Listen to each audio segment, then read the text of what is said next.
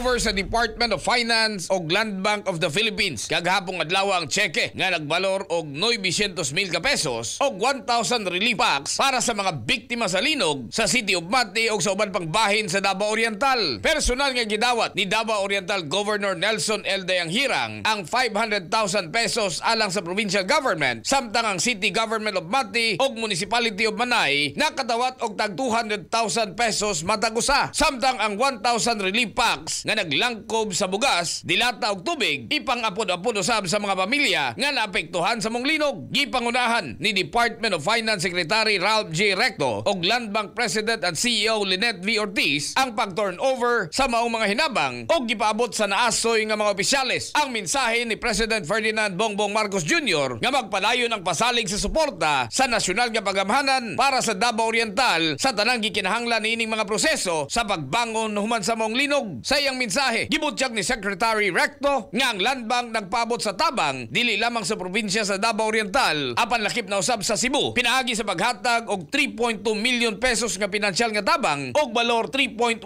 million nga mga relief packs alang sa mga komunidad nga naapektuhan usab sa linog. Hinuon mapasalamaton og malipayong gipadayag ni Governor Dayanghirang ang iyang pagpaabot sa pagpasalamat sa Department of Finance o Land Bank of the Philippines lakip na ang suporta sa nasyonal nga panggamhanan alang sa tinud-anay nga pag-amuma sa dili lalim nga nahiaguman sa mga taga Davao Oriental. Para sa healthy body og stronger immunity, mag-Santon Plus Gold na kita. Katropa niyo sa balita sa City of Mati para sa naghiusang Pilipino, para sa Pilipinas, kini si Katropang Vicente Pichon IV, XFM News.